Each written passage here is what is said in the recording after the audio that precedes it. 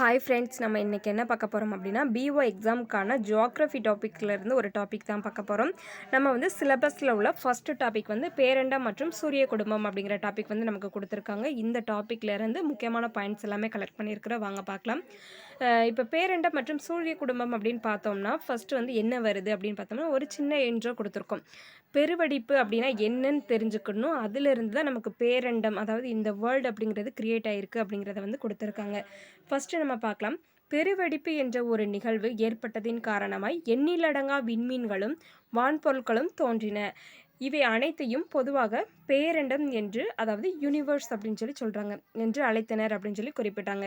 இதனை பிரபஞ்சம் என்றும், அதாவது பேரண்டம்னு சொல்லுவாங்க, அப்படி இல்லைன்னா பிரபஞ்சம் அப்படின்னு சொல்லி அழைக்கிறாங்க அப்படின்னு சொல்லி குறிப்பிட்றாங்க. இப்போ வந்து நம்ம என்ன பண்ண போகிறோம் அப்படின்னா, விண்மீன்கள் வந்து நம்ம பார்க்கும்போது எவ்வளோ தொலைவில் இருந்தாலும் அதுக்கு நமக்கு என்ன செய்யும், ஒரு சின்னதாக இருக்கிற மாதிரி, எவ்வளோ பெருசாக இருந்தாலும் நமக்கு பார்க்கும்போது ஒரு சின்ன சைஸில் தெரியும். இப்போ நைட் நம்ம ஸ்டார்ஸ் பார்க்கும்போது எப்படி இருக்கும், அங்கங்கே மின்ற மாதிரி இருக்கும், ஒரு இடத்துல இருக்கும், அப்புறம் ஒரு இடத்துல இல்லாத மாதிரி இருக்கும், இன்னொரு இடத்துல இருக்கும், அந்த மாதிரி இருக்கும் இல்லையா? அதை தான் சொல்கிறாங்க. நீங்கள் காண்கின்ற விண்மீன்கள் மிகவும் தொலைவில் உள்ளதால் அவை அளவில் மிகப்பெரியதாக இருந்தாலும் நமக்கு என்னச்சிது, சின்னதாக தான் தோன்றுது அப்படின்னு சொல்லி கொடுத்துருக்காங்க. இப்போ ஃபஸ்ட்டு வந்து பேரண்டம் அப்படின்னா என்னன்னு சொல்லி பார்த்தலாம். பேரண்டம் அப்படின்னா என்னன்னு சொல்லி நான் ஷார்ட்டாக கொடுத்துருந்தேன். இதில் வந்து முக்கியமான பாயிண்ட்ஸ் எல்லாமே கலெக்ட் பண்ணியிருக்கிறோம். நீங்கள் என்ன பண்ணிக்கோங்க அப்படின்னா, இந்த முக்கியமான பாயிண்ட்ஸ் எல்லாத்தையுமே நீங்கள் வந்து கேதர் பண்ணி வச்சுக்கோங்க. அதாவது புரிஞ்சு படிக்கும்போது நமக்கு வந்து ஈஸியாகவே மைண்டில் வந்து ஸ்டோர் ஆகிரும். இப்போ பேரண்டம் அப்படின்னு பார்த்தோம்னா என்ன சொல்கிறாங்க அப்படின்னா, மிக பரந்த விண்வெளியை தான் குறிப்பிடுறாங்க. இது வந்து சுமார் 15 பில்லியன் ஆண்டுகளுக்கு முன்பாக ஏற்பட்ட பெருவெடிப்போட காரணமாக தான் உருவாகியிருக்கும் அப்படின்னு சொல்லி பல வானியல் அறிஞர்கள் வந்து நம்புகிறாங்க அப்படின்னு சொல்லி கொடுத்துருக்காங்க. அடுத்து இந்த பேரண்டமானது எப்படி இருக்குது அப்படின்னு பார்த்தோம்னா, பில்லியன் கணக்கான, நோட் பண்ணிக்கோங்க, பில்லியன் கணக்கான விண்மீன் திரள் மண்டலங்கள், விண்மீன்கள், கோள்கள், வால் நட்சத்திரங்கள், சிறுகோள்கள், விண்கற்கள் மற்றும் துணைக்கோள்கள் ஆகியவற்றை உள்ளடங்கியதாக காணப்படுது அப்படின்னு சொல்லி இந்த பேரண்டத்தை வந்து குறிப்பிட்றாங்க. இவை பல குழுக்களாக ஒன்றிணைந்து தொலைவில் காணப்படும் அப்படிங்கிறதையுமே கொடுத்துருக்குறாங்க. இவைகள் வந்து வான் பொருட்கள் என்று அழைக்கப்படுது. இது எல்லாத்தையுமே சேர்த்து என்ன சொல்கிறாங்க அப்படின்னா, வான் பொருட்கள் அப்படின்னு சொல்லி அழைக்கிறாங்க. இந்த வான் பொருட்களின் இடையேயான தூரத்தை அளவிடும் அலகிற்கு ஒரு ஒளியாண்டு என்று பெயராகும் அப்படின்னு சொல்லி கொடுத்துருக்குறாங்க. அடுத்து விண்மீன் திரள், அதாவது இப்போ நம்ம வந்து பேரண்டம் அப்படின்னா என்னென்னு பார்த்துட்டோம். இப்போ வந்து விண்மீன் திரள் மண்டலம், கேலக்ஸி அப்படின்னா என்னென்னு பார்க்க போகிறோம். என்ன அப்படின்னு சொல்லி பார்த்தோம்னா, விண்மீன் திரள் மண்டலம் என்பது ஈர்ப்பு விசையால் ஒன்றாக பிணைக்கப்பட்டு இருக்கும் நட்சத்திரங்களோட தொகுப்பு. இதில் இந்த படத்தில் கொடுத்துருக்குறாங்க பாருங்கள், இது ஒன்றாக பிணைக்கப்பட்டுள்ள அந்த நட்சத்திரங்களோட தொகுப்பு தான் நமக்கு என்ன சொல்கிறாங்க அப்படின்னா விண்மீன் திரள் மண்டலம் அப்படின்னு சொல்லி குறிப்பிடுறாங்க. வான்வெளியில் விண்மீன் திரள் மண்டலங்கள் சிதறியும் இருக்கும் குழுவாகவும் காணப்படும் சொல்லி கொடுத்துருக்குறாங்க. பெருவெடிப்பு நிகழ்வுக்கு பிறகு சுமார் 5 பில்லியன் வருடங்களுக்கு பின் பால்வெளி விண்மீன் திரள் மண்டலம் உருவானது. அதாவது இந்த மில்கி வே கேலக்ஸி அப்படிங்கிறது எப்போ உருவாகியிருக்கு அப்படின்னு பார்த்தோம்னா, இந்த பெருவெடிப்பு அப்படிங்கிற நிகழ்வு நடைபெற்று பிறகு சுமார் 5 பில்லியன் வருடங்களுக்கு பிறகு தான் இந்த பால்வெளி விண்மீன் திரள் மண்டலம் அப்படிங்கிறது உருவாகியிருக்குன்னு சொல்கிறாங்க. நமது சூரிய குடும்பம் அப்படிங்கிறது எங்கே காணப்படுது அப்படின்னு பார்த்தோம்னா, இந்த பால்வெளி விண்மீன் திரள் மண்டலத்தில் தான் காணப்படுதுன்னு சொல்லி கொடுத்துருக்காங்க. அடுத்து வந்துட்டு புவிக்கு அருகில் காணப்படக்கூடிய 2 விண்மீன் திரள் மண்டலங்கள் என்னென்னு பார்த்தோம்னா, ஆண்ட்ரோமெடா விண்மீன் திரள் மண்டலம் மற்றும் மெகலனிக் கிளவுட்ஸ் விண்மீன் திரள் மண்டலம் அப்படிங்கிறது வந்து இது வந்து பூமிக்கு அருகில் காணப்படும் விண்மீன் திரள் மண்டலங்கள் காணப்படுது. அடுத்து புக் பாக்ஸ் பார்த்துடலாம். ஓர் ஒளியாண்டு என்பது ஒளி ஓர் ஆண்டில் பயணிக்கக்கூடிய தொலைவு ஆகும். ஒளியின் திசைவேகம் வினாடிக்கு 3 லட்சம் கிலோமீட்டர் ஆகும். ஆனால் ஒளியானது வினாடிக்கு 330 மீட்டர் என்ற வேகத்தில் வந்து பயணிக்கும் அப்படிங்கிறது வந்து கொடுத்துருக்குறாங்க. இதை நோட் பண்ணிக்கோங்க. அடுத்து வந்துட்டு நம்ம இப்போ பேரண்டம் பார்த்துட்டோம். அடுத்து விண்மீன் திரள் மண்டலம் அப்படின்னா என்னன்னு சொல்லி ஷார்ட்டாக கொடுத்துட்டாங்க. அடுத்து இந்த பேரண்டத்தோட படிநிலை கொடுத்துருக்குறாங்க. ஃபஸ்ட்டு பேரண்டம், அடுத்து விண்மீன் திரள் மண்டலம், அடுத்து மூணாவது நம்ம வந்து என்ன பார்க்க போகிறோம் அப்படின்னா சூரிய குடும்பம் அப்படிங்கிற பார்க்க போகிறோம். அதுக்கடுத்து கோள்கள், அடுத்து துணைக்கோள்கள் பற்றிய குறிப்பு வந்து இந்த லெசனில் பார்க்க போகிறோம். அடுத்து சூரிய குடும்பம் அப்படின்னு பார்த்தோம்னா, இந்த சோலார் சிஸ்டம் அப்படிங்கிறத சொல்லானது சூரிய கடவுள் என பொருள்படும் சோல், SOL என்ற லத்தீன் வார்த்தையிலேருந்து பெறப்பட்டது. அதாவது இந்த மாதிரி உள்ளது கொஞ்சம் ப்ரிஃபரன்ஸ் கொடுத்து படிச்சுக்கோங்க. இந்த வார்த்தைகள் வந்து எந்த மொழியிலிருந்து உருவானது அப்படிங்கிறது கேட்பாங்க, என்ன பொருள் அப்படிங்கிறத வந்து கேட்பாங்க. கொஞ்சம் இம்பார்ட்டன்ட் கொடுத்து படிச்சுக்கோங்க. இந்த மாதிரி உள்ளதுக்கு வந்துட்டு சோலார் என்ற சொல்லானது சூரிய கடவுள் என பொருள்படும் சோல் என்ற லத்தீன் வார்த்தையிலிருந்து பெறப்பட்டது. சூரிய குடும்பம் வந்து சுமார் 4.5 பில்லியன் வருடங்களுக்கு முன்பு உருவானதாக நம்பப்படுதுன்னு சொல்லி கொடுத்துருக்குறாங்க.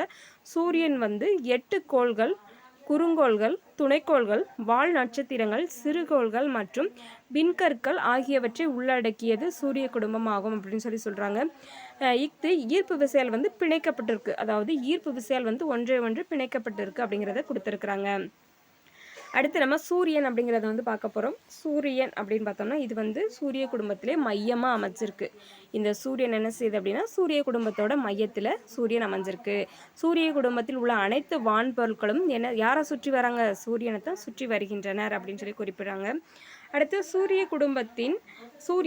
குடும்பத்தின் மொத்த நிறையில் வந்து 99.8% உள்ளது. இதை நோட் பண்ணிக்கோங்க, முக்கியமானது.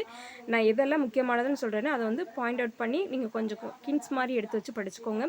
சூரியன் வந்து சூரிய குடும்பத்தின் மொத்த நிறையில் 99.8% வந்து காணப்படுது. சூரியன் ஹைட்ரஜன் மற்றும் ஹீலியம் போன்ற வெப்பமான வாயுக்களால் ஆனது. சூரியன் எத்தகைய வாயுக்களால் நிரம்பி காணப்படுது அப்படிங்கிற மாதிரி கொஸ்டின் கேட்பாங்க. அப்போ நமக்கு என்ன தேவை? ஹைட்ரஜன், ஹீலியம் அப்படிங்கிறதா தான் காணப்படுதுன்னு சொல்லி நம்ம மென்ஷன் பண்ணணும். அடுத்து சூரியன் தானே ஒளியை உமிழக்கூடிய தன்மை பெற்றதாக காணப்படுது. சூரியன் ஒரு விண்மீனாக காணப்படுது. சூரியனோட மேற்பரப்பு வெப்பநிலை எவ்வளோ டிகிரி இருக்குன்னு பார்த்தோம்னா 6000 டிகிரி செல்சியஸாக காணப்படுது. சூரியனோட மேற்பரப்பு வெப்பநிலை எவ்வளோ காணப்படுது? 6000 டிகிரி செல்சியஸ் ஆகும். சூரிய குடும்பத்தின் அனைத்து கோள்களுக்கும் வெப்பத்தையும் ஒளியையும் சூரியன் அளிக்கிறது அப்படின்னு சொல்லி கொடுத்துருக்குறாங்க. சூரிய ஒளி புவியின் மேற்பரப்பை வந்தடைய சுமார் 8.3 நிமிடங்கள் ஆகிறது. இது முக்கியமான ஒன்று நோட் பண்ணிக்கோங்க. சூரிய ஒளி வந்துட்டு புவியோட மேற்பரப்பை வந்தடைய சுமார் 8.3 நிமிடங்கள் ஆகும். அடுத்து வந்து ஒரு புக் பாக்ஸ் கொடுத்துருக்குறாங்க, கற்பனை செய்து பக்கம் கொடுத்துருக்குறாங்க. சூரியன் 1.3 மில்லியன் புவிகளை தனக்குள்ளே அடக்கக்கூடிய வகையில் மிகப்பெரியதாகும். இப்போ எவ்வளோ பெருசாக இருக்கும் அப்படின்னு சொல்லி நமக்கு கொடுத்துருக்குறாங்க. அடுத்து வந்து நம்ம கோள்கள் அப்படின்னா என்னென்னு பார்க்க போகிறோம். கோள் என்றால் சுற்றி வருபவர் எல்லாம் பொருள்படும். சூரிய குடும்பத்தில் வந்து மொத்தம் 8 கோள்கள் இருக்கின்றது. அவை என்னென்னு பார்த்தோம்னா புதன், வெள்ளி, புவி, செவ்வாய், வியாழன், சனி, யுரேனஸ் மற்றும் நெப்டியூன். இந்த மாதிரி 8 கோள்கள் வந்து காணப்படுது. வெள்ளி மற்றும் யுரேனஸ் கோள்களை தவிர பிற அனைத்து கோள்களுக்கும் வந்து என்ன சொல்கிறாங்க அப்படின்னா சூரியனை வந்து எதிர்கடிகார சுற்றில், அதாவது மேற்கிலிருந்து கிழக்காக தனது அச்சில் சுற்றி வருகிறது. இதை நோட் பண்ணிக்கோங்க, முக்கியமானது. இந்த 8 கோள்கள் இருக்குன்னு பார்த்துட்டோம். இதில் வெள்ளி மற்றும் யுரேனஸ் கோள்களை தவிர பிற அனைத்து கோள்களும் என்ன செய்யுது அப்படின்னா சூரியனை வந்து எதிர்கடிகார சுற்றில், அதாவது மேற்கிலிருந்து கிழக்காக தனது அச்சில் சுற்றி வருகின்றன அப்படின்னு சொல்லி கொடுத்துருக்குறாங்க. புக் பாக்ஸ் இருக்குது, அதை நோட் பண்ணிக்கோங்க. இல்லைன்னா நம்ம லாஸ்ட்டாக வந்து புக் பாக்ஸை மட்டுமே ஒரு மென்ஷன் பண்ணி ஒரு இதாக கொடுத்துருவோம். இவ்வாறு கோள்கள் வந்து சூரியனை நீள்வட்ட பாதையில் சுற்றி வருகிறது. நீள்வட்ட பாதையில் நோட் பண்ணிக்கோங்க. அடுத்து கோள்கள் அனைத்தும் அவைகளின் பாதையை விட்டு விலகாமல் சூரியனை சுற்றி வருவதற்கு சூரியனோட ஈர்ப்பு விசை நம்ம ஃபஸ்ட்டே பார்த்துட்டோம். சூரியன் அந்த பால்வழி திரள் மண்டலத்தில் எல்லாமே என்ன செய்யுதுன்னா ஒன்று ஈர்ப்பு விசையை வச்சு தான் செயல்படுதுன்னு பார்த்துட்டோம். அடுத்து சூரியனுக்கு அருகில் உள்ள 4 கோள்கள் என்ன அப்படின்னு பார்த்தோம்னா புதன், வெள்ளி, புவி, செவ்வாய். அந்த ஆர்டர் படி வருது இல்லையா, இந்த ஃபஸ்ட்டு 4 உள்ள கோள்கள் வந்து நமக்கு சூரியனுக்கு அருகில் காணப்படுது. இதை வந்து உட்புற கோள்கள் அல்லது புவி நிகர் கோள்கள் அப்படின்னு சொல்லி அழைப்பாங்க. நோட் பண்ணிக்கோங்க, புதன், வெள்ளி, புவி, செவ்வாய் இந்த 4 கோள்களும் உட்புற கோள்கள் அல்லது புவி நிகர் கோள்கள் அப்படின்னு சொல்லி அழைக்கப்படுது. பாறைகளால் ஆன இக்கோள்கள் அளவில் சிறியன. இக்கோள்களின் மேற்பரப்பில் மலைகள், எரிமலைகள் மற்றும் தரைக்குழிவு பள்ளங்கள் காணப்படுகின்றன அப்படின்னு சொல்லி கொடுத்துருக்குறாங்க. எந்த மாதிரி அதோட மேற்பரப்பு காணப்படும் சொல்லிட்டு. அடுத்து சூரிய குடும்பத்தில் உள்ள கடைசி 4 கோள்கள், ஃபஸ்ட்டு 4 கோள்கள் பார்த்துட்டோம் இல்லையா. அடுத்து கடைசி 4 கோள்கள் அப்படின்னு பார்த்தோம்னா வியாழன், சனி, யுரேனஸ் மற்றும் நெப்டியூன் ஆகியன வெளிப்புற கோள்கள் அல்லது வியாழ நிகர் கோள்கள். நோட் பண்ணிக்கோங்க, வெளிப்புற கோள்கள் அல்லது வியாழ நிகர் கோள்கள் அப்படின்னு சொல்லி அழைக்கப்படுது. இந்த கோள்கள் அப்படின்னு பார்த்தோம்னா வாயுக்களால் நிரம்பி காணப்படுவதால் வளிம கோள்கள் அப்படின்னு சொல்லி அழைக்கப்படுகிறது. இந்த 4 கோள்களையுமே என்ன சொல்கிறாங்க அப்படின்னா ஃபுல்லாக வாயுக்களால் நிரம்பி காணப்படுற நாட்களில் வளிம கோளங்கள் அப்படின்னு சொல்லியுமே அழைக்கப்படுது. செவ்வாய், வியாழன் கோள்களுக்கிடையே குறுங்கோள் மண்டலம் காணப்படுகிறது. செவ்வாய்க்கும் வியாழனுக்கும் அந்த 2 கோள்களுக்கும் இடையே வந்துட்டு குறுங்கோள் மண்டலம் காணப்படுகிறது. நோட் பண்ணிக்கோங்க. அடுத்து வந்து கோள்களோட வரிசையை நினைவிற்குள்ள வந்துட்டு புதுவெள்ளம் புவியில் செலுத்தினால் விவாதம், சண்டை, யுத்தம் நெருங்காது. புதன், வெள்ளி, புவி, செவ்வாய், வியாழன், சனி, யுரேனஸ், நெப்டியூன் அப்படி ஏதாவது ஃபஸ்ட் லெட்டரை வந்து நமக்கு கொடுத்துருக்குறாங்க ஒரு ஷார்ட்கட் ஃபார்மெட்டில். நமக்கு ஈஸியாகவே ஞாபகம் வச்சுக்கிற மாதிரி தான் நான் கோள்கள் கூட ஞாபகம் வச்சுக்காமல் இருக்கோம். அடுத்து நம்ம இப்போ ஃபஸ்ட்டு புதன் அப்படிங்கிற கோளை பற்றி பார்க்க போகிறோம். இதுதான் நமக்கு சூரியனுக்கு மிக மிக அருகில் உள்ள கோள். சூரியனுக்கு அருகில் இருக்கும் புதன் கோள் அளவில் மற்ற கோள்களை விட மிகவும் சிறியது. நமக்கு என்ன சொல்கிறாங்க, சூரியனுக்கு பக்கத்தில் இருக்குது, இதுதான் மற்ற கோள்களை விட மிகச்சிறிய கோளாக காணப்படுது. இந்த கோளானது ரோமானிய கடவுளின் தூதுவரான மெர்க்குரியின் பெயரால் அழைக்கப்படுகிறது. இந்த புதன் கோளை என்ன சொல்கிறாங்க அப்படின்னா ரோமானிய கடவுள், இதை நோட் பண்ணிக்கோங்க, ஒன்வர்டில் இதுக்கு முன்னாடி கேட்டிருக்காங்க. ரோமானிய கடவுளின் தூதுவரான மெர்க்குரியின் பெயரால் வந்து அழைக்கப்படுகிறது. இக்கோளின் நீரோ வாயுவோ கிடையாது அப்படிங்கிறத மென்ஷன் பண்ணியிருக்கிறாங்க. தண்ணி கிடையாது, காற்று கிடையாது. இக்கோளின் வளிமண்டலம் இல்லாததால் பகல் பொழுதில் அதிக வெப்பநிலையும் இரவு நேரத்தில் வந்து கடுங்குளிராகவும் காணப்படும். மேலும் புதன்கோளுக்கு துணைக்கோள் வந்து கிடையாது அப்படிங்கிறத வந்து கொடுத்துருக்குறாங்க. புதன்கோள் எப்படி இருக்கும் அப்படிங்கிறத வந்து ஒரு இமேஜ் கொடுத்துருக்குறாங்க, பார்த்துக்கோங்க. அதிகால பொழுதிலும் அந்தி பொழுதிலும் புதன் கோளை நம்ம வந்து வெறும் கண்ணால் வந்து பார்க்கலாம் அப்படிங்கிறத வந்து கொடுத்துருக்குறாங்க. அடுத்து வெள்ளி அப்படின்னு பார்த்தோம்னா இதை வந்து வெப்பமான கோள் அப்படின்னு சொல்லி அழைப்பாங்க. வெள்ளி சூரியனிடமிருந்து இரண்டாவதாக அமைந்துள்ளது. புவியை போன்றே ஒத்த அளவுள்ளதால் வெள்ளியும் புவியும் இரட்டைக்கோள். வெள்ளியையும் புவியையும் இரட்டைக்கோள் அப்படின்னு சொல்லி அழைப்பாங்க. இதன் சுழலுதலும் காலம் மற்ற கோள்களை காட்டிலும் அதிகமாக காணப்படும். வெள்ளி வந்து தன்னைத்தானே சுற்றி கொள்ள எவ்வளோ நாட்கள் எடுத்துக்கொள்ளும் அப்படின்னு பார்த்தோம்னா 243 நாட்கள் வந்து எடுத்துக்கொள்ளும். அடுத்து யுரேனஸை போன்று இந்த கோளம் வந்து கிழக்கிலிருந்து மேற்காக சுழறுகிறது. ஒரு 2 கோள் மட்டும் நமக்கு எப்படி சுழலுது அப்படின்னு அதுக்கு முன்னாடி உள்ளதை நம்ம பார்த்துருந்தோம் இல்லையா, அதை வந்து பார்த்துக்கோங்க. யுரேனஸ் போன்ற இக்கோளம் வந்து கிழக்கிலிருந்து மேற்காக சுற்றுகிறது. அதாவது கடிகார சுற்றில் வந்து கிளாக் வைஸில் வந்து சுற்றுது. இது மற்ற கோள்களை காட்டிலும் மிகவும் மெதுவாக சுற்றுகிறது. புதன் கோளை போன்று வெள்ளிக்கும் துணைக்கோள் வந்து கிடையாது. புதன் ஃபர்ஸ்ட் கோள் பார்த்தோம் இல்லையா, ஃபர்ஸ்ட் கோளுக்கும் வெள்ளிக்கோளுக்கும் துணைக்கோள் இல்லை. அடுத்து அன்பு மற்றும் அழகை குறிக்கும் ரோமானிய பெண் கடவுளான வீனஸ் என்ற பெயரில் இந்த கோள் அழைக்கப்படுகிறது. ஃபர்ஸ்ட் நம்ம என்ன பார்த்தோம் அப்படின்னா இதில் பார்த்தீங்கன்னா தெரியும், மெர்க்குரியோட பெயர், அதாவது ரோமானிய கடவுளின் தூதுவரான மெர்க்குரியோட பெயரில் அழைக்கிறாங்க நமக்கு புதன் கோளுக்கு. அடுத்து வெள்ளிக்கோளுக்கு பார்த்தோம்னா நமக்கு என்ன சொல்கிறாங்க அப்படின்னா வீனஸ் அப்படிங்கிற ரோமானிய பெண் கடவுளான வீனஸ் அப்படிங்கிற பெயரில் வந்து அழைக்கிறாங்க. நோட் பண்ணிக்கோங்க. காலையிலும் மாலையிலும் விண்ணில் காணப்படுவதால் இக்கோளை வந்து விடிவெள்ளி அப்படின்னு சொல்லி அழைக்கிறாங்க. அடுத்து இதை அந்தி வெள்ளி அப்படின்னு சொல்லியும் சொல்லுவாங்க. விடிவெள்ளின்னு சொல்லுவாங்க வெள்ளிக்கோளை. அந்தி வெள்ளி அப்படின்னு சொல்லியுமே அழைப்பாங்க. நிலவிற்கு அடுத்தபடியாக இரவில் பிரகாசமாக தெரியும் விண்பொருள் வெள்ளியாகவும் சொல்லி கொடுத்துருக்குறாங்க. அடுத்து மூன்றாவது என்ன வரும் அப்படின்னு பார்த்தோம்னா புவி. இதை வந்து உயிர்கோளம், அதாவது நமக்கு ஒவ்வொரு கோளுக்கு பக்கத்திலும் வந்துட்டு ஒவ்வொன்று கொடுத்துருப்பாங்க. இப்போ வெள்ளி அப்படின்னா வெப்பமான கோள் கொடுத்துருக்குறாங்க, புவி அப்படின்னா உயிர்கோளம், இந்த மாதிரி கொடுத்துருப்பாங்க. அதையுமே நோட் பண்ணிக்கோங்க, ஒன்றில் கேட்பாங்க. சூரியனிடமிருந்து மூன்றாவதாக அமைந்துள்ள புவி 5வது பெரிய கோளாக காணப்படுது. புவியோட மேற்பரப்பானது 4/3 பகுதி நீரால் வந்து சூழப்பட்டுள்ளது. நோட் பண்ணிக்கோங்க, நம்மளோட புவியோட மேற்பரப்பு 4/3 பகுதி நீரால் காணப்படுது. இதை வந்து நீலக்கோள் அப்படின்னு சொல்லுவாங்க. அடுத்து நீர்க்கோள் அப்படின்னு சொல்லியுமே அழைக்கப்படுது. இதில் வந்துட்டு ரோமானிய மற்றும் கிரேக்க கடவுளின் பெயரால் அழைக்கப்படாத ஒரே கோள் புவியாகும்.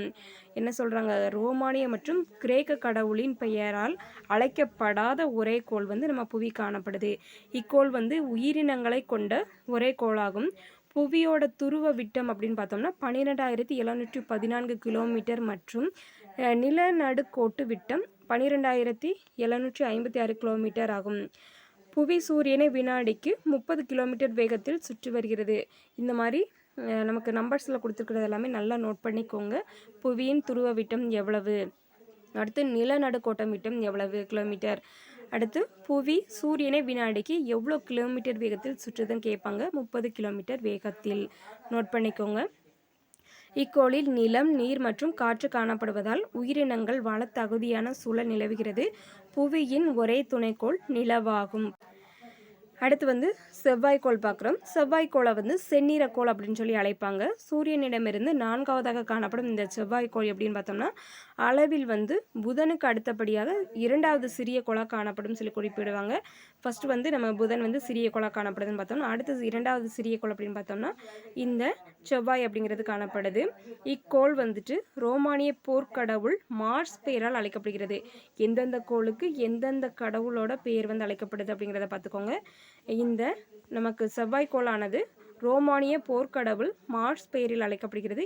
இதன் மேற்பரப்பில் இரும்பு ஆக்சைடு உள்ளதால் செந்நிறமாக தோற்றமளிக்கிறது. எனவே இந்த செவ்வாய்க்கோளை வந்துட்டு சிவந்த கோள் அப்படின்னு சொல்லியுமே அழைக்கின்றோம். இக்கோள் வந்துட்டு வளிமண்டலம் மிகவும் மெல்லியதாக காணப்படும்.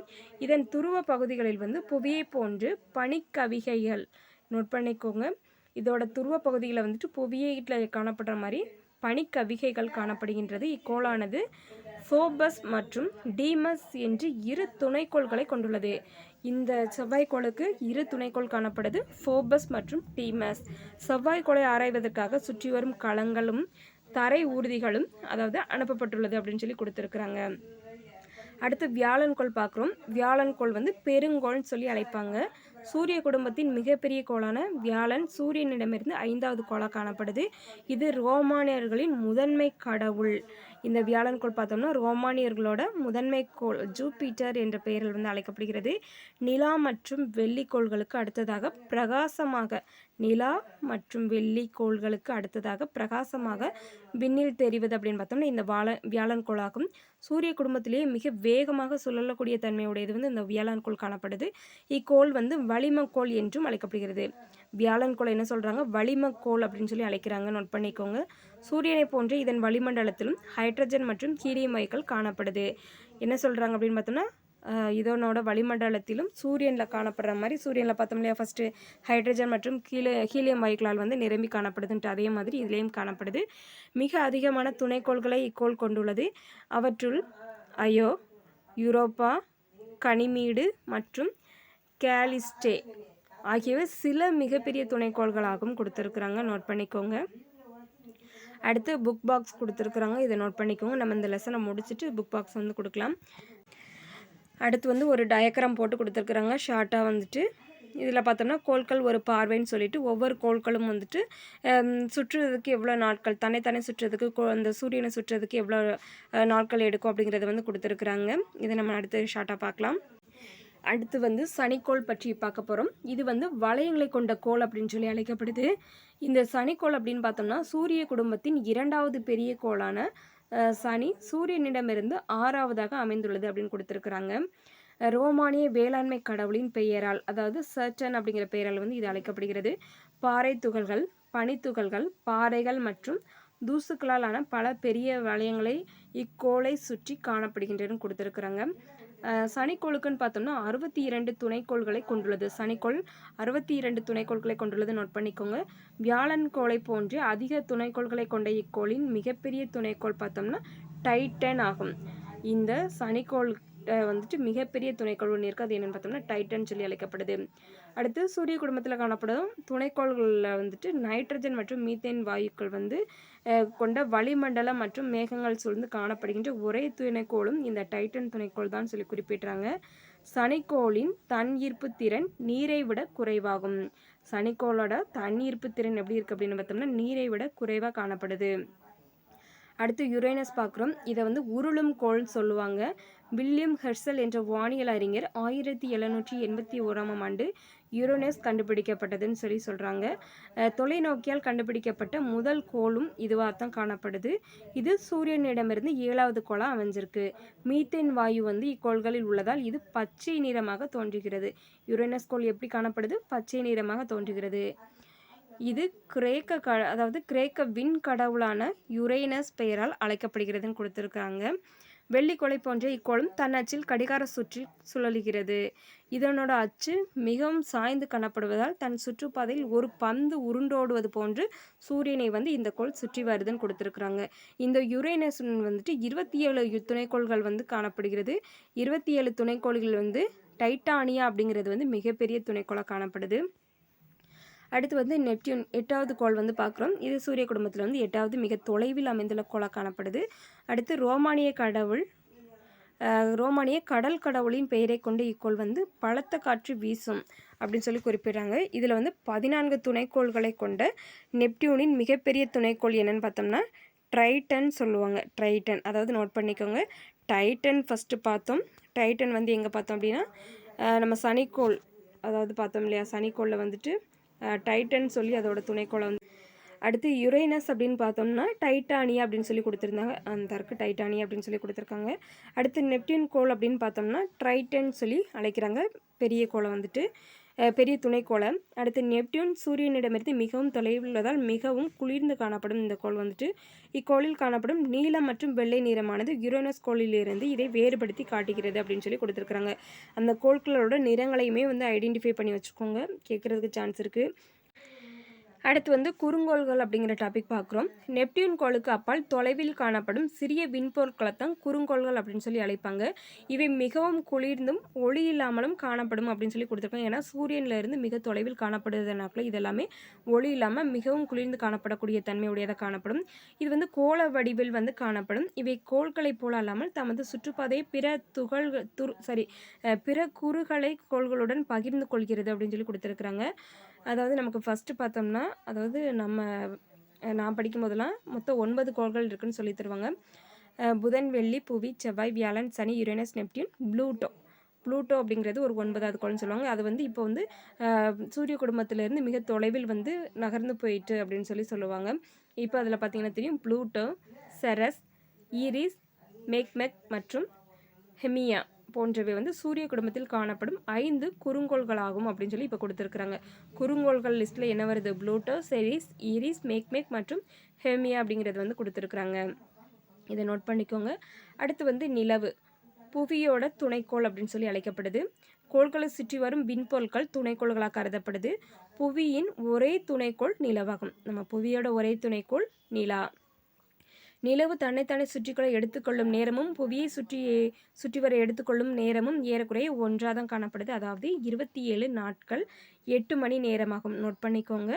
நிலவிற்கு வளிமண்டலம் கிடையாது. இதன் காரணமாக விண்கற்களின் தாக்கத்தால் இதன் மேற்பகுதியில் அதிக அளவில் தரைக்குழி பள்ளங்கள் வந்து காணப்படுது. நிலவு வந்து புவியிலிருந்து 3,84,400 கிலோமீட்டர் தொலைவில் வந்து அமைஞ்சிருக்கு. இது புவியில் 1/4 பங்கே அளவுடையது. மனிதன் தரையிறங்கிய ஒரே விண்பொருள் நிலவாகும். இப்போ வந்து நம்ம நிலவு பற்றி பார்த்துட்டோம். அடுத்து சிறுகோள்கள் பற்றிய குறிப்பை பார்க்க போகிறோம். இப்போ எல்லாமே ஷார்ட்டாக தான் கொஞ்சம் உங்களுக்கு கொடுத்துருக்குறேன். அதாவது புரிகிற அளவு தான் கொடுத்துருக்குறேன். இதை நீங்கள் வந்து ரீட் பண்ணி பார்த்தீங்கனாலே தெரியும் எவ்வளோ ஷார்ட்டாக வந்து நான் கொடுத்துருக்குறேங்கிறது. சூரியனை சுற்றி வரும் சிறிய திடப்பொருட்களே சிறுகோள்கள் அப்படின்னு சொல்லி அழைக்கப்படுகிறது. செவ்வாய் மற்றும் வியாழன் ஆகிய கோள்களுக்கிடையே சிறுகோள்கள் மண்டலம் காணப்படுகிறது. அவை அளவில் மிகவும் சிறியதாக இருப்பதால் கோள்கள் என அழைக்கப்படுவதில்லை. இதை வந்து சொல்கிறாங்க. கோள்கள் அப்படின்னு சொல்லி அழைக்கப்படுவது கிடையாது. இவை குறுங்கோள்கள் அப்படின்னு சொல்லி அழைக்கப்படுகிறது. அடுத்து வால் விண்மீன் பார்க்குறோம். இந்த வால் விண்மீன்கள் அப்படின்னு பார்த்தோம்னா தலை மற்றும் வால் பகுதியை கொண்டதாக காணப்படும். திடப்பொருட்களால் ஆன தலைப்பகுதி பனிக்கட்டியால் வந்து பிணைக்கப்பட்டுள்ளது. இதனோட வால் பகுதியானது வந்து வாயுக்களால் ஆனதாக காணப்படுது. தலைப்பகுதி வந்து பனிக்கட்டியால் பிணைக்கப்பட்டுள்ளது. அதனோட வால் பகுதி வந்து வாயுக்களால் ஆனதாக காணப்படுது. புவிக்கு அருகில் 76 வருடங்களுக்கு நோட் பண்ணிக்கோங்க. 76 வருடங்களுக்கு ஒரு முறை வரக்கூடிய ஹேலி வால் விண்மீன் கடைசியாக 1986ஆம் ஆண்டு வானில் தென்பட்டது அப்படின்னு சொல்லி கொடுத்துருக்குறாங்க. இது மீண்டும் எப்போ வரும் அப்படின்னு பார்த்தோம்னா 2061ஆம் ஆண்டு விண்ணில் தோன்றும் என கணக்கிடப்பட்டுள்ளது அப்படின்னு சொல்லி கொடுத்துருக்குறாங்க. அடுத்து விண்கற்கள் மற்றும் விண்வீல் கற்கள் அப்படிங்கிற டாபிக் வந்து பார்க்குறோம். இது வந்து சூரிய குடும்பத்தில் காணப்படும் சிறு கற்கள் மற்றும் உலோக பாறைகளால் ஆன வான்பொருட்களை விண்கற்கள் என்று அழைக்கின்றோம். இந்த விண்கற்கள் அப்படின்னு பார்த்தோம்னா புவியின் வளிமண்டலத்தை அடையும் போது உராய்வின் காரணமாக எரிந்து ஒளிர்வதால், அதாவது எரி நட்சத்திரம் அப்படின்னு சொல்லி அழைக்கப்படுது. ஆனால் வளிமண்டலத்தை தாண்டி புவியின் மேற்பரப்பை தாக்கும் விண்கற்கள் வந்து விண்வீல் கற்கள் அப்படின்னு சொல்லி அழைக்கப்படுது. அடுத்து புவியின் இயக்கம் அப்படிங்கிறத பார்க்க அப்புறம் சூரியனை காலையிலேயோ மதியமோ அல்லது மாலையிலோ நீங்கள் பார்த்துருக்கிறீங்களா? அது எப்படி இருக்கும் அப்படின்னு பார்த்தோம்னா நாள் முழுவதும் அது ஒரே இடத்துல காணப்படுது அப்படின்னு பார்த்தோம்னா இல்லை மாறுபடுது அப்படின்னு கேட்டிருக்காங்க. கிடையாது, மாறுபடும். சூரியன் வந்து காலையில் வந்து கிழக்கிலும் மதியம் உச்சியிலும் மாலையில் வந்துட்டு மேற்கிலும் காணப்படுகிறது அல்லவா? அப்போ புவி சூரியனை இடைவிடாமல் சுற்றி வருவதே இதற்கு காரணம். புவி சூரியனை இடைவிடாமல் சுற்றி வருவது இதற்கு காரணம் சொல்கிறாங்க. நமது கண்களுக்கு வந்து சூரியன் அகவதை போட்டு தோன்றினாலும் அது உண்மை கிடையாது. எவ்வாறெனில் நாம் பேருந்தில் அல்லது புகை வண்டியில் எக்ஸாம்பிள் கொடுத்துருக்குறாங்க. செல்லும்போது நம்ம வந்து பஸ்ஸில் போகும்போது மரங்கள் எல்லாமே பின்னோக்கி செல்கிற மாதிரி இருக்கும் இல்லையா? விளக்கு கம்பங்கள் மற்றும் கட்டடங்கள் இதமே நம் செல்லும் திசைக்கு எதிர் திசையில் வந்து நகர்வதை பார்த்துருப்போம். அதே மாதிரி தான் புவி சூரியனை மேற்கிலிருந்து கிழக்கா சுற்றும் போது நமக்கு வந்து சூரியன் வந்து வேகமாக சுற்றுற மாதிரி நமக்கு தெரியுது அப்படின்னு சொல்லி கொடுத்துருக்குறாங்க. புவியோட சுழற்சியை பற்றி நாம் புரிந்து கொள்ள அதனோட வடிவத்தை பற்றியும் சாய்வை பற்றியும் அது தெரிஞ்சுக்கணும் அப்படின்னு சொல்லி கொடுத்துருக்குறாங்க. அடுத்து புவியின் வடிவமும் சாய்வும் அப்படின்னு சொல்லி கொடுத்துருக்குறாங்க. புவியானது வந்து கோள வடிவமானதாக காணப்படுது. இது தன் அச்சில் வந்து சுழலுகிறது. புவியின் வட துருவத்திலிருந்து புவி மையத்தின் வழியாக தென் துருவம் வரை செல்லக்கூடிய ஒரு கற்பனை கோடு புவியின் அச்சு அப்படின்னு சொல்லி அழைக்கப்படுகிறது. புவி தன் அச்சில் இது வெரி வெரி இம்பார்ட்டன்ட், நோட் பண்ணிக்கோங்க. இதுக்கு முன்னாடி கேட்டிருக்காங்க. புவி தன் அச்சில் 23 டிகிரி சாய்ந்து தன்னைத்தானே சுற்றி கொண்டு சூரியனையும் சுற்றி வருகிறது அப்படின்னு சொல்லி கொடுத்துருக்குறாங்க. தன் சுற்றுவட்ட பாதைக்கு 66.5 டிகிரி கோணத்தை இந்த சாய்வு ஏற்படுத்துகிறது அப்படின்னு சொல்லி கொடுத்துருக்குறாங்க. அடுத்து சுழலுதல் அப்படின்னா என்னன்னு பார்க்க போகிறோம். புவி தன் அச்சில் தன்னைத்தானே சுழலுவதைத்தான் சுற்றுவதைத்தான் சுழலுதல் அப்படின்னு சொல்லி சொல்லுவோம். மேற்கிலிருந்து கிழக்காக சுழலும் புவியானது ஒரு முறை சுழலுவதற்கு எவ்வளோ நேரம் எடுத்துக்கிடுது அப்படின்னு பார்த்தோம்னா 23 மணி நேரம் 56 நிமிடங்கள் 4.09 வினாடிகள் வந்து எடுத்துக்கொள்கிறது அப்படின்னு சொல்லி கொடுத்துருக்குறாங்க. அடுத்து புவி ஒரு முறை சுழல்வதற்கு எடுத்துக்கொள்கிற நேரத்தை வந்து ஒரு நாள் அப்படின்னு சொல்லி நம்ம வந்து அழைக்கின்றோம். நமக்கு வந்து ஒரு நாள் ஆகிறது இல்லையா, 24 மணி நேரம் சொல்லிட்டு. அடுத்து புவி சுழலுவதன் காரணமாக இரவு பகல் அப்படிங்கிறது ஏற்படுது. புவி கோள வடிவமாக காணப்படுவதால் இது வந்து ஒரு குறிப்பிட்ட நேரத்தில் சூரிய வெளிச்சம் புவியின் ஒரு பகுதியில் மட்டுமே படுது அப்படின்னு சொல்லி கொடுத்துருக்குறாங்க. அப்பகுதிக்கு அது பகல் பொழுது ஆகும். புவியின் ஒளிப்படாத பகுதி வந்து இரவாக காணப்படும் அப்படின்னு சொல்லியிருக்காங்க. இவ்வாறு புவியோட ஒளிப்படும் பகுதியையும் ஒளிப்படாத பகுதியையும் பிரிக்கும் கோட்டிற்கு வந்து ஒளிர்வு வட்டம் என்ன சொல்லுவாங்க, ஒளிப்படுறதையும் ஒளிப்படாததையும் வந்துட்டு ஒளிர்வு வட்டம் அப்படின்னு சொல்லி பெயரிடுறாங்க. அடுத்து சுற்றுதல். ஃபஸ்ட்டு சுழலுதல் என்னென்னு பார்த்தோம் இல்லையா, இப்போ சுற்றுதல் அப்படின்னு பார்க்குறோம். புவி தன் நீள்வட்ட பாதையில் சூரியனை சுற்றி வரும் நகர்வையே சுற்றுதல் அப்படின்னு சொல்லி கூறுகிறோம். புவி வினாடிக்கு 30 கிலோமீட்டர் வேகத்தில் சூரியனை சுற்றி வருகிறது. புவி ஒரு முறை சூரியனை சுற்றி வர 365, அதாவது நம்ம என்ன சொல்லுவோம் அப்படின்னா 365 நாள் எடுத்துக்கிட்டு அப்படின்னு சொல்லி தோராயமாக சொல்லுவோம். இதை வந்து மீதமுள்ள நாள் அந்த கால் அப்படிங்கிறத வந்து சேர்த்து நம்ம 4 ஆண்டுகளுக்கு வந்து ஒரு முறை வந்து ஒரு நாளை வந்து ஆட் பண்ணிக்கிடுவோம். அப்போ பிப்ரவரி மாதத்தில் கூடுதலாக ஒரு நாள் சேர்க்கப்படுகிறது, 366 நாள் அப்படின்னு சொல்லுவோம். அதாவது 4 நம்ம லீவ் வருடம் சொல்லுவோம் இல்லையா, அதை தான் இதில் ஷார்ட்டாக கொடுத்துருக்குறாங்க. புவி தன்னோட அச்சில் சாய்ந்து சூரியனை சுற்றி வருவதால் வந்து பருவகாலம் அப்படிங்கிறது வந்து நமக்கு ஏற்படுது அப்படிங்கிறத கொடுத்துருக்குறாங்க. அடுத்து புவி சூரியனை சுற்றி வருவதால் மார்ச் 21ஆம் தேதி முதல் செப்டம்பர் 23ஆம் தேதி வரை 6 மாதங்கள் புவியின் வட அரைக்கோளம் சூரிய நோக்கி சாய்ந்து காணப்படுகிறது. நோட் பண்ணிக்கோங்க. அடுத்து அந்த சமயத்தில் பார்த்தோம்னா தென் அரைக்கோளம் வந்து சூரியன்லேருந்து விலகி காணப்படும். அடுத்த 6 மாதம் எப்படி இருக்கும், செப்டம்பர் 23ஆம் தேதியிலிருந்து மார்ச் 21ஆம் தேதி வரை வந்துட்டு புவியோட தென் அரைக்கோளம் வந்து சூரியனை நோக்கி சாய்ந்து வட அரைக்கோளம் சூரியனிடமிருந்து விலகி வந்து காணப்படும் கொடுத்துருக்குறாங்க. இவ்வாறு புவி தன் சுற்றுப்பாதையில் வந்து சூரியனை சுற்றி வருவதால் சூரியன் வந்து நிலநடுக்கோட்டிற்கு வடக்காகவும் தெற்காக நகர்வதை போன்ற தோற்றத்தையும் ஏற்படுத்துது.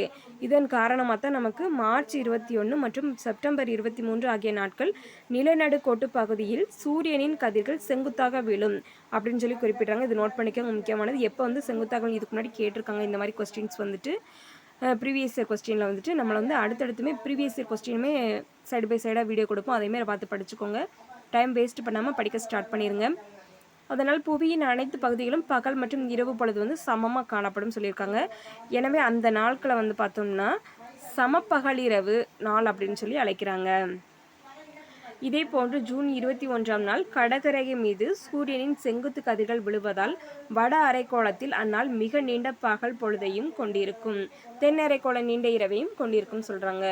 அதே மாதிரி இந்த நிகழ்வை வந்துட்டு கோடைக்கால கதிர் திருப்பம் அப்படின்னு சொல்லி அழைக்கப்படுகிறது. டிசம்பர் 22ஆம் தேதி மகர ரேகையின் மீது சூரியனின் செங்குத்தி கதிர்கள் விழுகின்றது. டிசம்பர் 22 நோட் பண்ணிக்கோங்க, வெரி வெரி இம்பார்ட்டன்ட். இந்நிகழ்வுக்கு வந்து குளிர்கால கதிர் திருப்பம், கோடைக்கால கதிர் திருப்பம்னா என்னென்னு பார்த்துட்டோம். இப்போ குளிர்கால கதிர் திருப்பம் அப்படிங்கிறத வந்து கொடுத்துருக்குறாங்க. இந்த சமயத்தில் பார்த்தோம்னா தென் அரைக்கோளத்தில் பகல் பொழுது நீண்டு காணப்படும், வட அரைக்கோளம் அப்படிங்கிறது நீண்ட இரவையும் கொண்டிருக்கும் சொல்லி கொடுத்துருக்காங்க. அடுத்து புவிக்கோளங்கள் அப்படின்னு பார்க்குறோம். உயிரினங்கள் வாழ தகுதியானத கோள்கள் தான் புவின்னு சொல்லி சொல்கிறோம். நம்ம வாழ்கிறது இந்த புவிக்கோள் தான்.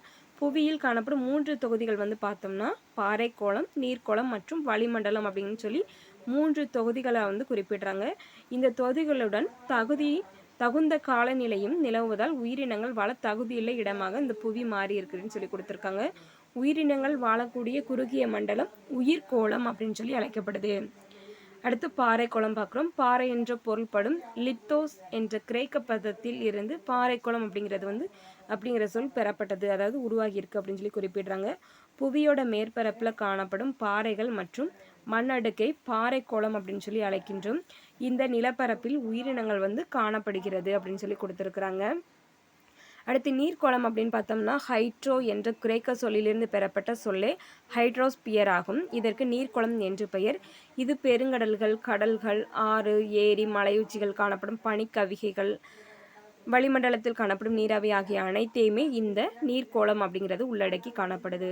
அடுத்து வளிமண்டலம் அப்படின்னு பார்த்தோம்னா அட்மோ, நோட் பண்ணிக்கோங்க. அட்மோ அப்படிங்கிற கிரேக்க பதத்திலிருந்து வளி அல்லது காற்று என்று பொருள் அப்படிங்கிறது பெறப்பட்டது. புவியை சுற்றி காணப்படும் பல்வேறு காற்று தொகுதி வளிமண்டலம் எனப்படுகிறது. வளிமண்டலத்தில் காணப்படும் வாயுக்களோட அதாவது நைட்ரஜன் எவ்வளோ காணப்படுது அப்படின்னு பார்த்தோம்னா 78%, ஆக்சிஜன் அப்படின்னு பார்த்தோம்னா 21%. இந்த ரெண்டுமே முதன்மையான வாயுக்களாக காணப்படுது. Carbon di oxide, argon, hydrogen, helium மற்றும் ஓசோன் வாயுக்கள் குறைந்த அளவில் தான் காணப்படுது. வளிமண்டலத்தில் நைட்ரஜனும் ஆக்சிஜனும் தான் அதிக அளவு காணப்படுது. மற்ற வாயுக்கள் வந்து மிக குறைந்த அளவில் தான் காணப்படுது. நம்ம அடுத்தடுத்த லெசனில் எவ்வளோ அப்படிங்கிறத வந்து மென்ஷன் பண்ணி காட்டுவோம். அடுத்து உயிர்க்கோளம் அப்படின்னு பார்த்தோம்னா பாறைக்கோளம், நீர்க்கோளம் மற்றும் வளிமண்டலம் ஆகியவற்றோடு தொடர்புடைய உயிரினங்கள் வாழக்கூடிய ஒரு பகுதி தான் உயிர்க்கோளமாக காணப்படுது. இது பயோ என்ற கிரேக்க சொல்லிற்கு உயிர் என்று பொருள். உயிர்க்கோளம் பல்வேறு மண்டலங்களாக பிரிக்கப்பட்டுள்ளது. ஒவ்வொரு மண்டலமும் ஒப்பற்ற காலநிலை, தாவரங்கள் மற்றும் விலங்கினங்களை கொண்ட பகுதியாக காணப்படுதுன்னு சொல்லி கொடுத்துருக்குறாங்க. இம்மண்டலத்தை தான் சூழல் மண்டலம் அப்படின்னு சொல்லியுமே அழைக்கின்றோம் அப்படின்னு சொல்லி கொடுத்துருக்குறாங்க. அடுத்து ஒரு புக் பாக்ஸ் கொடுத்துருக்குறாங்க. இந்த மன்னார் வளைகுடா உயிர்கோள் பெட்டகம் இந்திய பெருங்கடலில் 10,500 சதுர கிலோமீட்டர் பரப்பில் வந்து அமைஞ்சிருக்குன்னு கொடுத்துருக்காங்க. இப்போ வந்து நம்ம வந்து ஃபஸ்ட்டு எல்லாமே முக்கியமானது எல்லாமே பார்த்துட்டோம். பேரண்டம் அப்படிங்கிறதுக்கான ஒரு இது கொடுத்துட்டாங்க ஃபுல்லாகவே. இதில் எதுவும் டவுட் இருந்துச்சுன்னா கமெண்ட் பாக்ஸில் கமெண்ட் பண்ணுங்கள். நம்மளோட வீடியோஸை உங்களோட ஃப்ரெண்ட்ஸ்க்கு ஷேர் பண்ணுங்கள். மேபி அவங்களுக்கு யூஸ் ஆகலாம். நம்ம சேனலை சப்ஸ்கிரைப் பண்ணி வச்சுக்கோங்க. ஆல் அப்படிங்கிற பட்டனை கிளிக் பண்ணிக்கோங்க. அப்போ தான் நம்மளோட வீடியோஸ் எல்லாமே உங்களுக்கு உடனே ரீச் ஆகும். இதே மாதிரி நம்ம வந்து ஷார்ட்ஸில் வந்துட்டு புக் பாக்ஸில் உள்ள முக்கியமானது எல்லாமே கொடுத்துக்கிட்டு இருக்கோம். அதையுமே நீங்கள் பார்த்து ரெஃபர் பண்ணிக்கோங்க. நம்மளோட சேனலில் வந்துட்டு தமிழ் பிடிஎஃப் பிஓ எக்ஸாமுக்கான Tamil PDF and psychology PDF அவைலபிளாக இருக்குது. அதே மாதிரி தமிழ் எலிஜிபிலிட்டி டெஸ்ட்டுக்கான பிடிஎஃப் அவைலபிளாக இருக்குது.